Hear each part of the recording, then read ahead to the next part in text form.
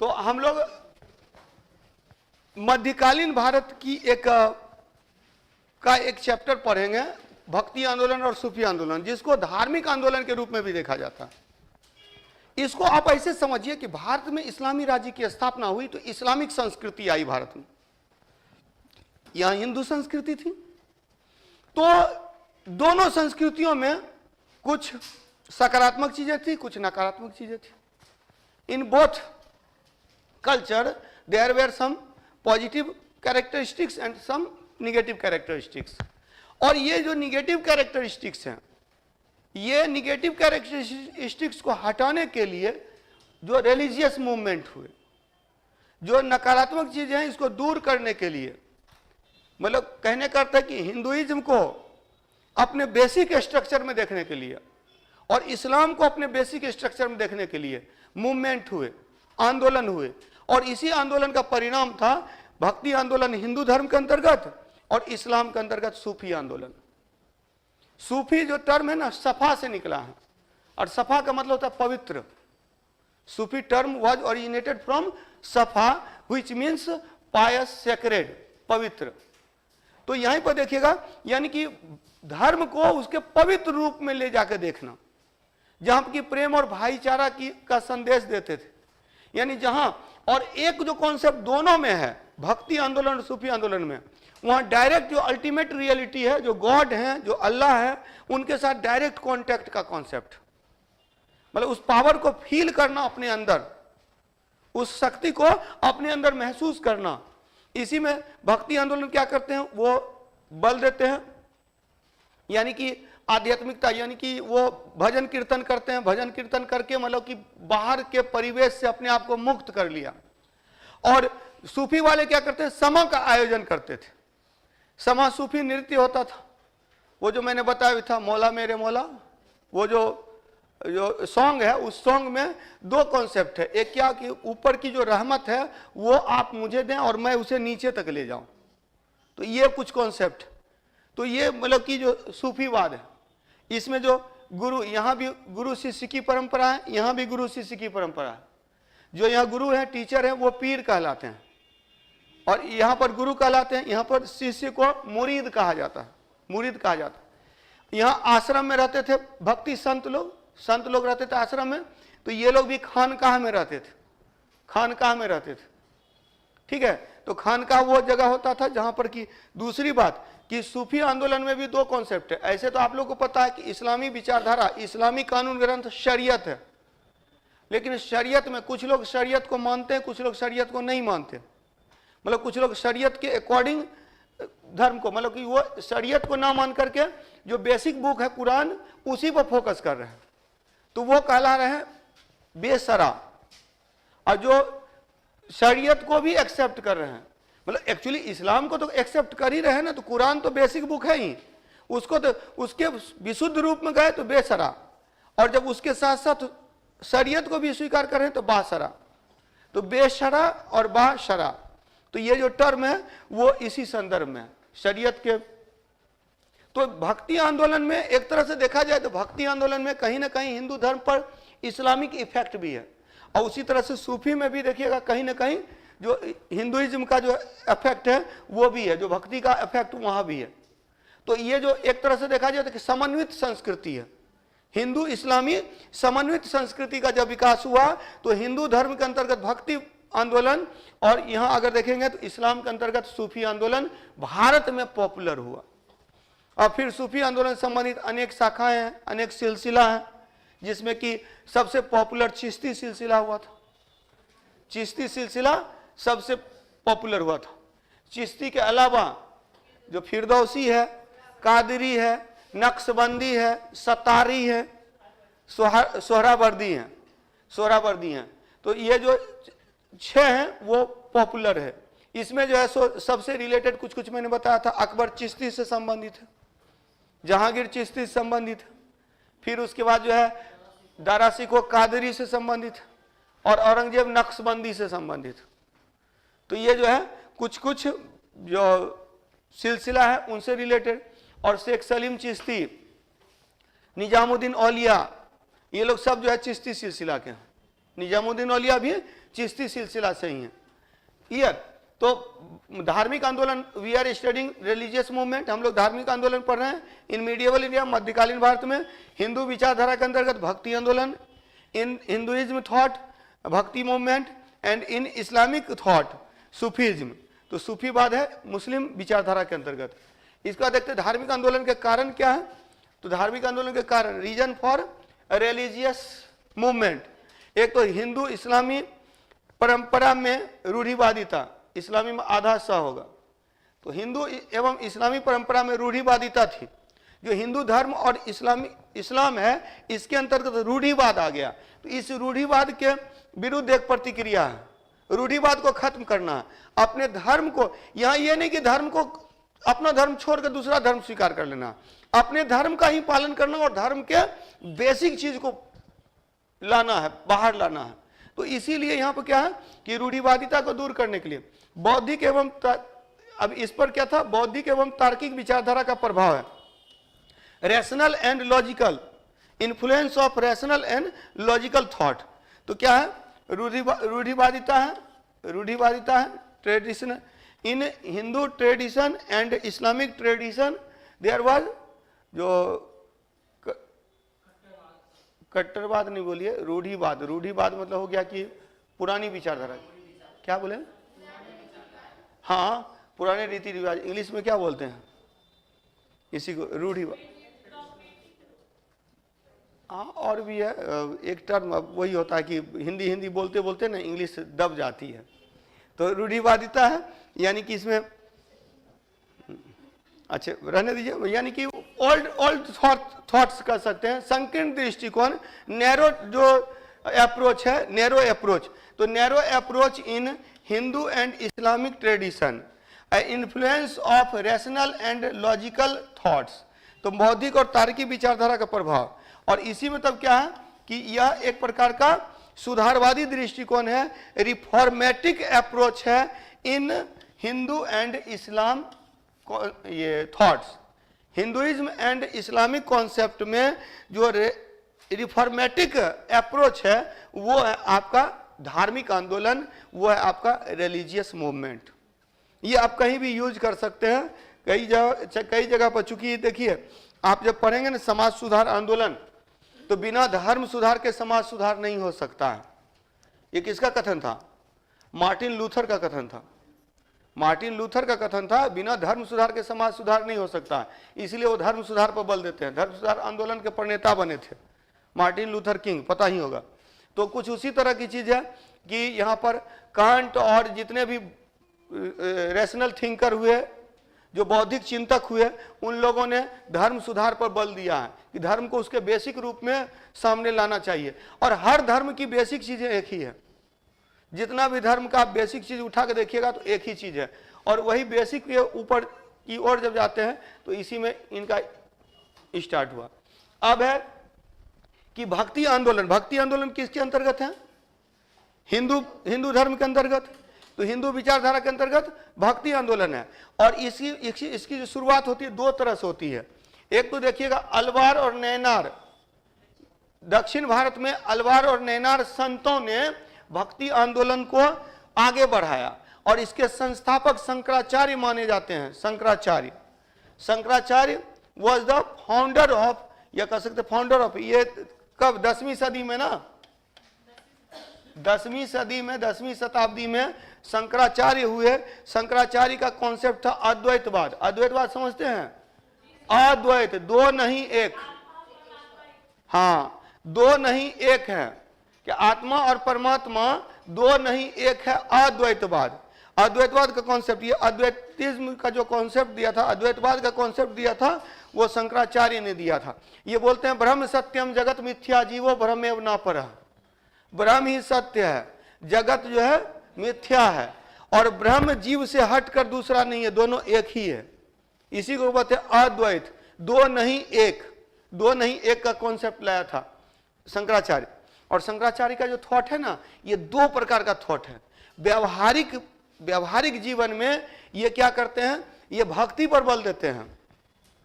व्यावहारिक जीवन में ये भक्ति पर बल देते हैं। एक्चुअली बोला जाता है कि भक्ति मार्ग, कर्म मार्ग और ज्ञान मार्ग, तीन मार्ग होता है ईश्वर तक पहुंचने का। ईश्वर तक पहुंचने का तीन मार्ग होता है। एक होता है कर्म मार्ग। देखिएगा जितने भी हमारे जो समाज सुधारक हुए, चाहे वो गांधी जी हों, चाहे वो ये राजा राम मोहन राय हों, ये लोग कर्म पर बल देते हैं, मानव कल्याण पर बल देते हैं कि मानव कल्याण करके भी आप गॉड तक पहुंच सकते हैं। गॉड तक पहुंचने के लिए आपको जन कल्याण, मानव कल्याण करना होगा। तो वो कर्मवादी सब हो गए। एक भक्ति होते हैं कि आपको जो है भक्ति करना पड़ेगा, यहाँ अगरबत्ती जलाना पड़ेगा, नमाज पढ़ना पड़ेगा, प्रे करना पड़ेगा, ये भक्ति वाला। तो इसमें क्या है ना, क्या, हाँ हाँ हाँ, वो सब कर्म पे आता है। नहीं, हाँ कर्म नहीं, भक्ति का जो कॉन्सेप्ट है ना, भक्ति का कॉन्सेप्ट, भक्ति वाला वो कर्म कर रहे हैं। हाँ, नहीं, वो कर्मकांड पर अलग है। वो कर्मकांड जो आप बोल रहे हैं ना, वैदिक कर्मकांड की बात नहीं करेंगे, ये भक्ति वाला है। मतलब कि यहाँ पर एक तरह से देखा जाए ना, तो दर्शन के पॉइंट ऑफ व्यू से देखिएगा, दार्शनिक दृष्टिकोण से देखिएगा, तो कर्म का मतलब वो अच्छा कर्म।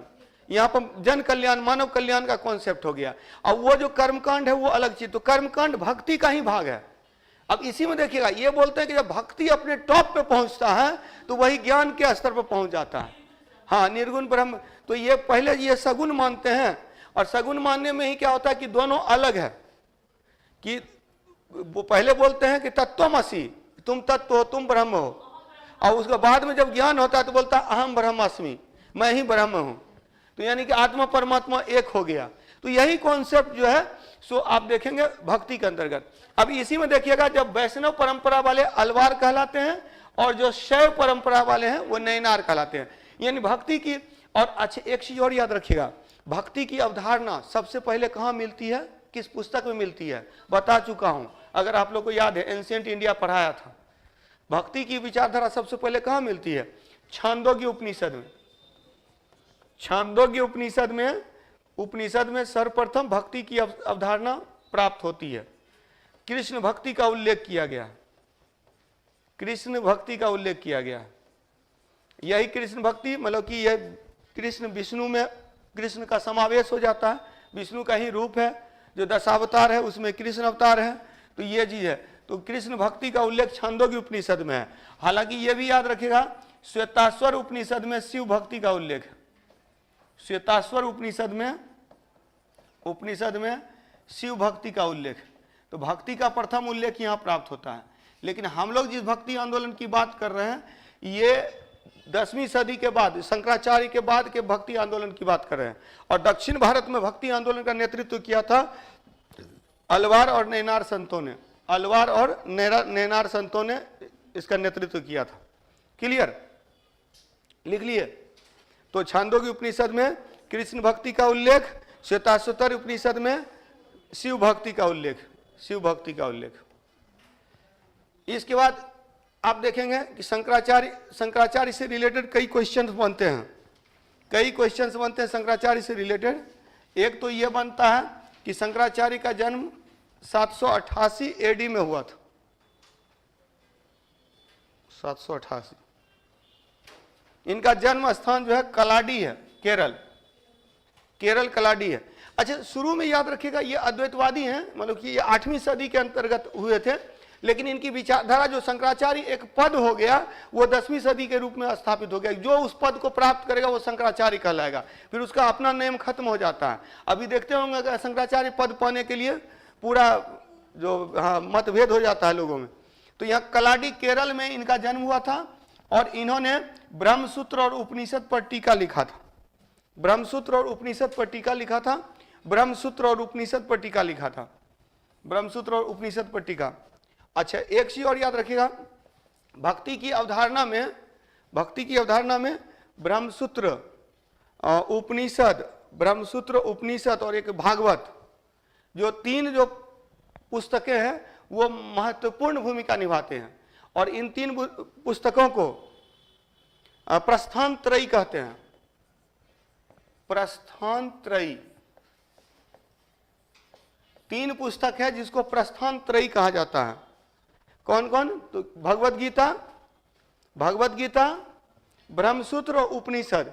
ये तीन पुस्तक जो है, मतलब गीता, उपनिषद और ब्रह्मसूत्र, इसको प्रस्थान त्रयी कहा जाता है। मतलब समझे, मतलब ये 3 पुस्तक को जो पढ़ लेगा वही आचार्य बनेगा। जैसे बोलते हैं ना शंकराचार्य, रामानुजाचार्य, वल्लभाचार्य, तो आचार्य का कॉन्सेप्ट तब आएगा जब 3 पुस्तकों को कमांड किया जाएगा। और 3 पुस्तकें कौन थी? ब्रह्मसूत्र थी, उपनिषद थी और भगवद गीता थी। इन 3 पुस्तकों पर जो कंट्रोल करेगा वो क्या कहलाएगा? आचार्य कहलाएगा। और इसीलिए इन 3 पुस्तकों को प्रस्थान त्रयी कहा गया है। पूछा हुआ क्वेश्चन है, प्रस्थान त्रयी में कौन शामिल नहीं है? और भगवद, यहां लिखा हो उपनिषद, उपनिषद, ब्रह्मसूत्र और भगवद गीता। क्लियर? अब शंकराचार्य ने क्या किया था कि जो अपनी विचारधारा को की स्थापित करने के लिए इन्होंने 4 पीठ की स्थापना की। ये भी बहुत बार पूछा जाता है, यही 4 धाम है। ठीक है, तो ये हो गया माने 4 धाम इनका शंकराचार्य के द्वारा स्थापित। श्रृंगेरी कहाँ है? श्रृंगेरी साउथ में, कर्नाटका में है ना श्रृंगेरी, कर्नाटक में श्रृंगेरी है। द्वारका गुजरात में है, पुरी उड़ीसा में है, और बद्रीनाथ उत्तराखंड में। तो ये 4 जगह पर 4 पीठ, 4 मठ, 4 पीठ स्थापित किया था। बहुत बार पूछा गया क्वेश्चन है, शंकराचार्य के द्वारा स्थापित 4 पीठ में कौन शामिल नहीं है? तो ये 4 शामिल है, श्रृंगेरी, द्वारिका, पुरी, बद्रीनाथ। क्लियर? प्रस्थान त्रयी याद रखेंगे, 3 पुस्तकों को प्रस्थान त्रयी कहा गया। इन 3 पुस्तकों पर कमांड करने वाला क्या कहलाता था? आचार्य कहलाता था। शंकराचार्य, रामानुजाचार्य, वल्लभाचार्य, जो भी मध्वाचार्य, ये सब जितने भी आचार्य हुए वो इन 3 पुस्तकों पर कमांड करके। क्लियर? तो शंकराचार्य भक्ति आंदोलन के प्रवर्तक हो गए। और इसके बाद ये अच्छा ये लिखा हुआ है यहाँ प्रस्थान त्रयी में भगवद गीता, उपनिषद और ब्रह्मसूत्र। और आचार्य कौन कौन हुए? तो ये सब कुछ प्रमुख आचार्य की यहाँ चर्चा की गई है। शंकराचार्य ने अद्वैतवाद की अवधारणा दिया था, रामानुजाचार्य ने विशिष्टाद्वैतवाद की अवधारणा दिया था, मध्वाचार्य ने मध्व होता है मध्वाचार्य, निम्बार्काचार्य ने द्वैताद्वैतवाद का कॉन्सेप्ट दिया, शुद्धाद्वैतवाद दिया था वल्लभाचार्य ने। हालांकि इसमें सबसे प्रसिद्ध जो आप लोग के काम का जो है ये 3 है, शुरू का 3। शंकराचार्य अद्वैत 2 नहीं 1 है, और रामानुजाचार्य बोलता है विशिष्टाद्वैत, विशिष्ट रूप से। ऐसे ब्रह्म तो एक ही है, लेकिन इसमें क्या है कि जीव और अजीव 2 है, यानी कि विशिष्ट द्वैत है। 2 है लेकिन विशिष्ट रूप से द्वैत है, जो एक का ही भाग है। और ये बोलते हैं शंकराचार्य बोलते हैं एक ही ठो है, और मध्वाचार्य बोलते हैं हर जगह पर द्वैत है, हर जगह पर 2 है। जैसे ईश्वर और जीव अलग अलग है, जीव और अजीव अलग अलग है, जीव अलग अलग है, यानी कि 5 प्रकार का द्वैत बोलते हैं। ये 5 प्रकार के द्वैत को स्वीकार करते हैं मध्वाचार्य। अद्वैत अद्वैत दोनों को स्वीकार करते हैं निम्बार्काचार्य। अब वल्लभाचार्य शुद्धाद्वैत, शुद्ध रूप से अद्वैत, अद्वैत की शुद्ध विचारधारा देते हैं। तो शंकराचार्य द्वैतवाद, रामानुजाचार्य विशिष्टाद्वैत, मध्वाचार्य द्वैतवाद, द्वैतवाद के बाद निम्बार्काचार्य द्वैताद्वैत, और उसके बाद वल्लभाचार्य शुद्धाद्वैत। तो ये 5 को कम से कम आप लोग याद रखेंगे, और इससे बाहर क्वेश्चन नहीं देगा, इस 5 से बाहर नहीं। डायरेक्ट क्वेश्चन आता है कि विशिष्टाद्वैत किसकी अवधारणा है? रामानुजाचार्य की अवधारणा है। ठीक है, द्वैतवाद किसकी अवधारणा है? मध्वाचार्य की अवधारणा है। क्लियर? और इसी में याद रखेंगे कि जो शंकराचार्य जो थे इन्होंने क्या किया था? ये निर्गुण ब्रह्म पर बल देते हैं। हालांकि शंकराचार्य का 2 अवधारणा है, एक व्यवहारिक और एक पारमार्थिक। व्यवहारिक स्तर में बोलते हैं कि ईश्वर और जीव अलग अलग है, और पारमार्थिक स्तर बोलते हैं सब कुछ ब्रह्म है, सब कुछ ब्रह्म है। उसी पर इनका स्टेटमेंट जो है ब्रह्म सत्यम जगत मिथ्या जीवो ब्रह्मेव नापरा, कि ब्रह्म ही सत्य है, जगत मिथ्या है, जीव ब्रह्म से हटकर नहीं है। हाँ, तो यही जो 3 जगह 4 जगह जो है, चारों जगह उनका मूर्ति। बद्री अच्छा केदारनाथ भी अब पता नहीं, तो वो करेंट अफेयर्स का चीज हो जाएगा। तो बता दिए ना, शंकराचार्य सुन करके लिखिएगा, ज्यादा अच्छे से याद रहेगा। शंकराचार्य हो गया अद्वैतवाद, रामानुजाचार्य हो गया विशिष्टाद्वैतवाद, मध्वाचार्य हो गया द्वैतवाद, मध्वाचार्य के बाद निम्बार्काचार्य हो गया द्वैताद्वैत, द्वैत अद्वैत दोनों, और शुद्धाद्वैत हो गया वल्लभाचार्य, वल्लभाचार्य शुद्धाद्वैत, एकदम दिमाग में बैठ जाएगा। ठीक है, अब चलिए, अब देखिएगा भक्ति आंदोलन से संबंधित कुछ संत हैं, जिसमें कि शंकराचार्य के बाद रामानुजाचार्य। अच्छा, रामानुजाचार्य जो थे ना, सगुण ब्रह्म के उपासक थे। ये भक्ति पर बल देते हैं, ये सगुण मानते हैं, ईश्वर को सगुण मानते हैं, जबकि शंकराचार्य निर्गुण मानते हैं। एटलस निर्गुण का मतलब ये नहीं कि उसमें कोई गुण नहीं है, निर्गुण का मतलब कि इतना गुण है कि किसी एक गुण को आप बता नहीं सकते हैं। हाँ, रूप रंग आकार नहीं, मतलब सर्वगुण संपन्न है। निर्गुण का ये आशय है, निर्गुण का ये आशय है कि आप किसी एक, क्योंकि जब आप एक गुण बताइएगा तो कई गुण छूट जाएगा।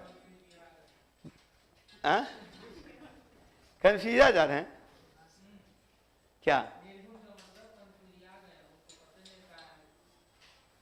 निर्गुण का नहीं, निर्गुण का जो कॉन्सेप्ट है, निर्गुण का यही कॉन्सेप्ट है। कॉन्सेप्ट ये है कि इतना गुण है कि कोई एक गुण आपको जो है, किसी एक गुण को आप दर्शा नहीं सकते।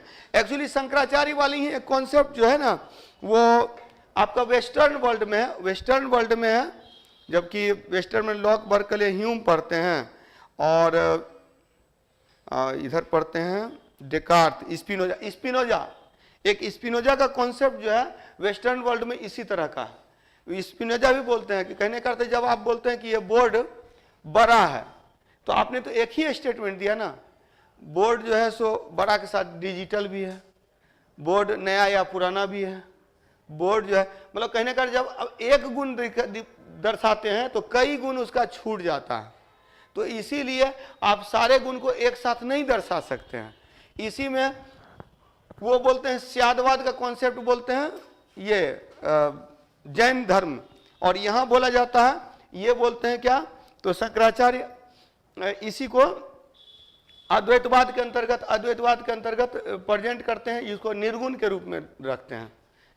ठीक है, रामानुजाचार्य हैं, फिर नाम रामानंद, याद रखिए रामानुज के शिष्य हुए थे रामानंद, और रामानंद ही दक्षिण भारत से उत्तर भारत में भक्ति की अवधारणा को लाया था। दक्षिण भारत से उत्तर भारत में भक्ति की अवधारणा को रामानंद लाए थे। रामानंद के ही ढेर सारे शिष्य हुए, हाँ, जिसमें कुछ प्रमुख थे, मतलब अलग अलग जाति से व्यक्ति थे। कबीर जुलाहा थे, धन्ना जाट था, पीपा राजपूत थे, फिर उसके बाद जो है सो सेना नाई थे। तो अलग अलग जाति से इनके शिष्य हुए, और इसी में जो सबसे पॉपुलर हुए थे वो कबीर हुए थे। और कबीर भी फिर निर्गुण विचारधारा पर बोल, जबकि रामानंद सगुण वाले हैं, और इनसे अलग कबीर जो विचारधारा है फिर वो निर्गुण विचारधारा। तो निर्गुण में दो प्रमुख हैं, कबीर हैं। हालांकि निर्गुण सगुण दोनों को स्वीकार करते हैं शंकराचार्य, व्यवहारिक स्तर पर सगुण और परमार्थिक स्तर पर निर्गुण। अब प्योर निर्गुण है कबीर, अब प्योर सगुण है रामानुजाचार्य। इसके अलावा मीराबाई जो राज परिवार छोड़ करके कृष्ण की भक्ति में आ गई थी। गुरु नानक साहब हैं, गुरु नानक साहब ने सिख धर्म की स्थापना की थी। चैतन्य महाप्रभु बंगाल से संबंधित है, नादिया जिले से संबंधित है। हरि कीर्तन, भजन कीर्तन, कई बार इससे क्वेश्चन आता है, तो उससे संबंधित है। कीर्तन प्रणाली को, भजन प्रणाली को जो पॉपुलर किया था वो चैतन्य महाप्रभु ने किया था। फिर वल्लभाचार्य शुद्धाद्वैत। तुलसीदास जो थे किसके समकालीन थे? अकबर के समकालीन। हालांकि अकबर ने इनको शाही संरक्षण देने का प्रयास किया, लेकिन इन्होंने इनकार कर दिया कि मेरा वहाँ दरबार में कोई काम नहीं, मैं यहीं ठीक हूँ। तो तुलसीदास, और इसके बाद जो है सो दादू दयाल, मतलब कि ढेर सारे भक्ति आंदोलन के ढेर सारे संत हुए। ये जो लिखा भी है ना, मैंने क्रम में लिखा है, मतलब कि क्रम में भी है। गुरु नानक साहब का जो जन्म हुआ था 1469 में हुआ था, 1469 में। इसको मैंने याद कर रखा है कि गांधी जी के जन्म से 400 साल पहले। गांधी जी का 1859 में हुआ, इनका 1459 में। ठीक है, तो 400 साल पहले, तो वो याद रखने में थोड़ी सुविधा हो जाती है। और ये तो 8वीं सदी में इनका जन्म हुआ, लेकिन भक्ति आंदोलन जो पॉपुलर हुआ है वो 10वीं सदी से हुआ है। 10वीं सदी से भक्ति आंदोलन की जो शुरुआत होती है 8वीं सदी से शुरुआत होती है, और 10वीं सदी में आकर के प्रसिद्ध हो जाता है। और इसके अलावा ये असम में शंकरदेव थे, शंकरदेव असम में थे, असम में शंकरदेव थे। अब देखिए, ये याद रखिएगा रामानंद के प्रमुख शिष्य कौन कौन हुए? तो कबीर हुए जो जुलाहा थे, रैदास हुए जो मोची थे, और उसके बाद धन्ना हुए जो जाट हैं, जो सेना थे, वो नाई थे, अब पीपा राजपूत हैं। तो ये 12 शिष्य थे इनके, जिनमें से कि प्रमुख ये 5 हैं, जहाँ से डायरेक्ट क्वेश्चन भी आता है, मिलाने वाला क्वेश्चन दे सकता है। मिलाने वाला क्वेश्चन आता है कि रामानंद के, और रामानंद के बारे में याद रखिएगा, रामानुजाचार्य के शिष्य हुए और दक्षिण भारत से उत्तर भारत भक्ति की अवधारणा को लाया था रामानंद ने लाया था। भक्ति की अवधारणा को दक्षिण भारत से उत्तर भारत किसने लाया था? रामानंद ने लाया था। तो कबीर, और ये भी बोला जाता है कि कबीर जो है ना सो उनके शिष्य बनना चाहते थे, तो रामानंद जो है सो शिष्य नहीं बनाना चाहते थे। तो बोला जाता है कि सुबह सुबह जब वो नहाने जाते थे तो वही सीढ़ी पर ही ये सो गए, उनका पैर उनके ऊपर रखा गया। तो उसी पर कुछ उस तरह का घटना है जिसमें कि उन्होंने प्रभावित कर दिया और उसके बाद उसको अपना शिष्य बना लिया। तो रामानंद के 12 शिष्यों में से प्रमुख थे कबीर जुलाहा थे, रैदास मोची थे, धन्ना जाट थे। फटाफट में लिखिए, छापने में एकदम तेज रहना है। चोरी भी वही कर पाता है ना जो तेज होता है, ठीक है। कमजोरवा को दे दीजिएगा तो छापते छापते टाइम बिता देगा, और हाँ वो फेल कर जाएगा। अच्छा, चोरी कर पड़ता है, पकड़ा जाएगा। हाँ नहीं, रैदास को बोला जाता है, और वही रैदास ही रविदास, रविदास के रूप में भी इनको बोलते हैं। रैदास के रूप में फेमस थे रविदास। और वहां भी है ना, शिवाजी के गुरु कौन थे? रामदास, समर्थ रामदास, समर्थ रामदास। चलिए, तो यहाँ हो गया रामानंद के शिष्य कबीर जुलाहा, रैदास मोची, धन्ना जाट, सेना नाई, पीपा राजपूत। अब इसमें है कि कवि भक्ति संत में कौन कौन 3 प्रमुख हैं जो कवि भक्ति संत हैं। नरसिंह मेहता, इसी का जो भजन है वो गांधी जी गाया करते थे, वैष्णव जन तो तेनो कहिए जो पीर पराई जाने। तो ये जो है सो नरसिंह मेहता का है, गुजरात के रहने वाले थे। मीराबाई राजस्थान से मेड़ता की राजकुमारी थी, मेड़ता की राजकुमारी थी। और सूरदास जो है ये पश्चिमी उत्तर प्रदेश थे। तो ये कवि भक्ति संत के अंतर्गत ये 3 व्यक्ति हैं। नरसिंह मेहता जिसका कि ये भी याद रखिएगा, वैष्णव जन तो तेनो कहिए, नरसिंह मेहता का है, नरसिंह मेहता का है, गुजरात से, कई बार पूछा हुआ क्वेश्चन है।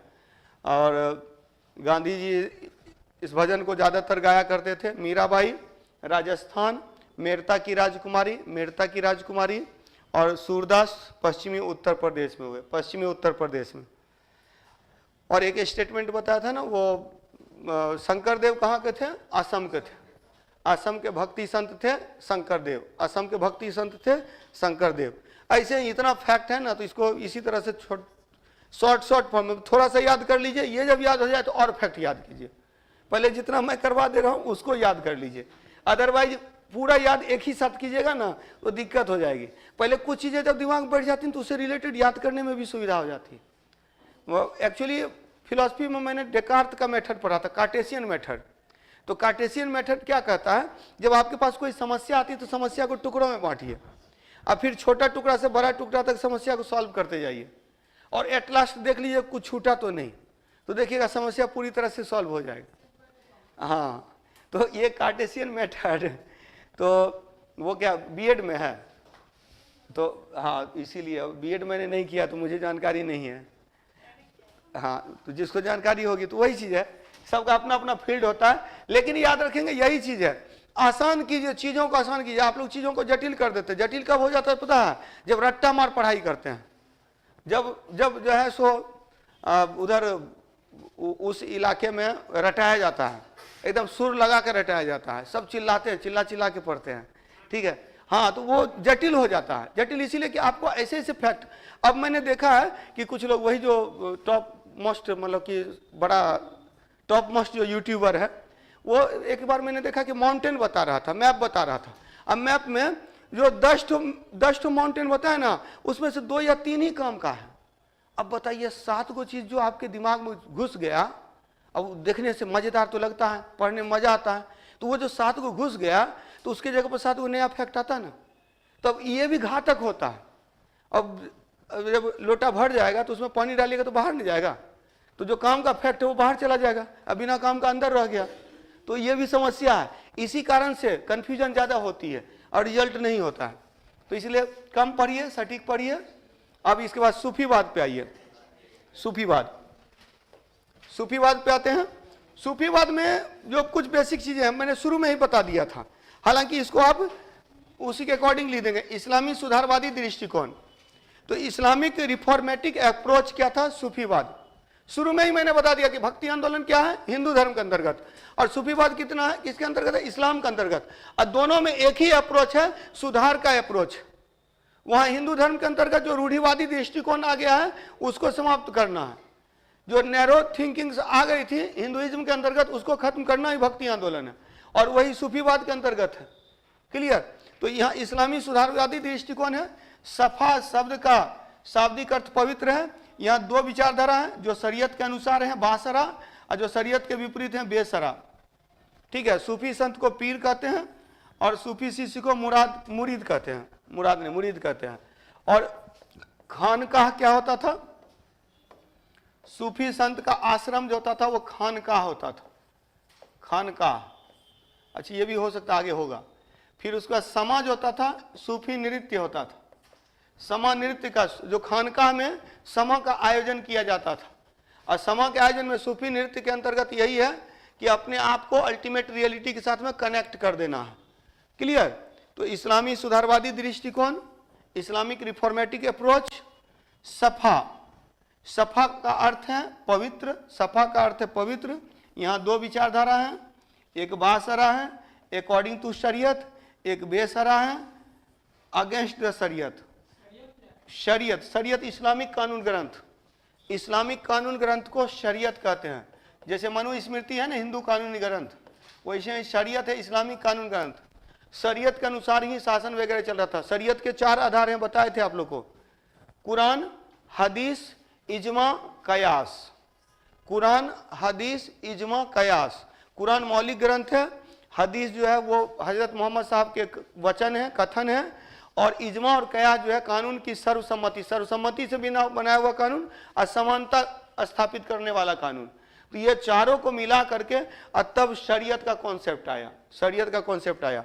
और जो शरीयत के को स्वीकार करते हुए इस्लाम में सुधारवादी दृष्टिकोण रखते थे वो बासरा कहलाए। जो शरीयत के अगेंस्ट जा करके कुरान को उसके मौलिक रूप में डेवलप करते हुए इस्लाम में सुधार का दृष्टिकोण रखते थे वो बेसरा कहलाए। मतलब ऐसा नहीं कि ये लोग कुरान के विरोधी नहीं है, कुरान को उसके मौलिक रूप में स्थापित करने का दृष्टिकोण है। और सूफी संत को पीर कहते थे, सूफी शिष्य को मुरीद कहते थे। इसके अलावा खानकाह सूफी संत का आश्रम होता था, और समा होता था सूफी नृत्य। नेक्स्ट पे आते हैं हम लोग। अब सूफी विचारधारा के अंतर्गत कौन कौन सी विचारधारा है?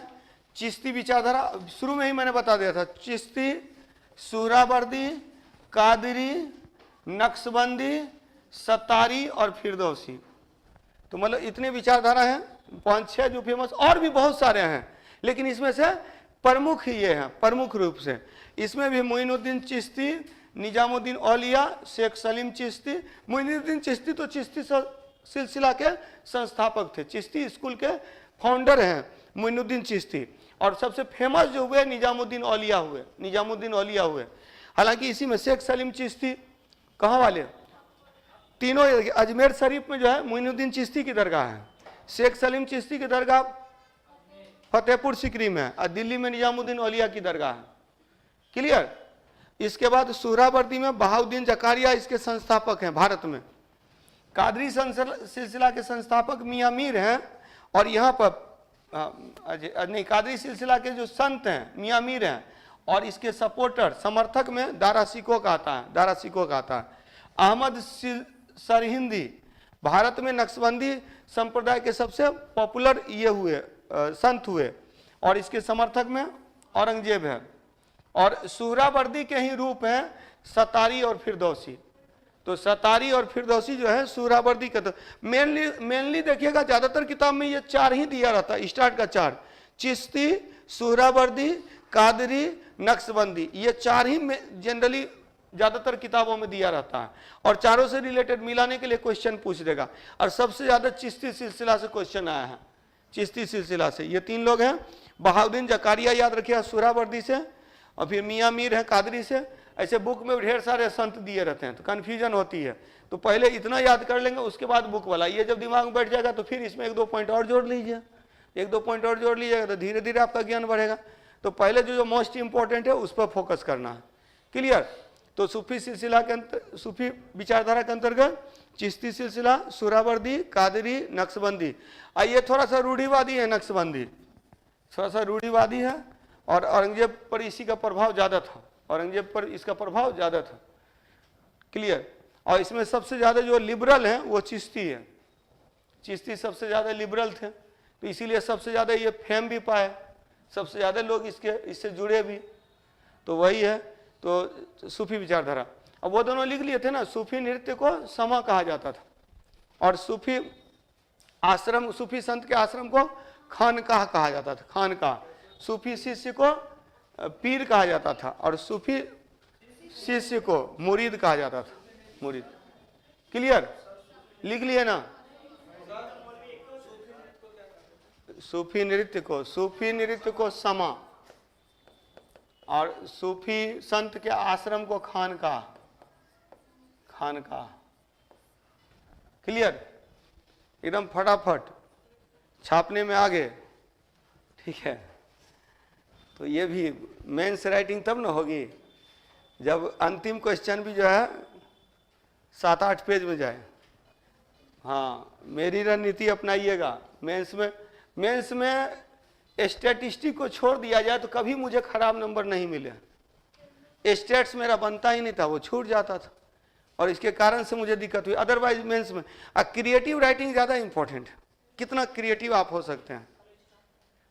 नहीं, क्रिएटिव आलोचनात्मक नहीं, आलोचनात्मक भी बोलेगा तो हाँ समालोचक होना चाहिए, मतलब निगेटिव आपको पता होना चाहिए, लेकिन एट लास्ट आप उसमें पॉजिटिव ही देखिए।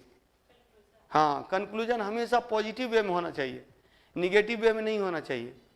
मतलब कहने का अर्थ है आप निगेटिव में भी पॉजिटिव देख रहे हैं। जैसे चारवाक के बारे में बोला जाता है, चारवाक की जो विचारधारा थी वो क्या थी? पूरा भौतिकतावादी थी, लेकिन भौतिकतावादी थी तो अब चारवाक का लगभग सब आलोचना करके आगे बढ़ा। तो उसका पॉजिटिव चीज़ ये हो गया, अगर चारवाक नहीं होता तो बाकी दर्शन को डेवलप होने का मौका नहीं मिलता। उसकी आलोचना के क्रम में बाकी दर्शनों का विकास हुआ ना, तो ये सकारात्मक चीज़ है।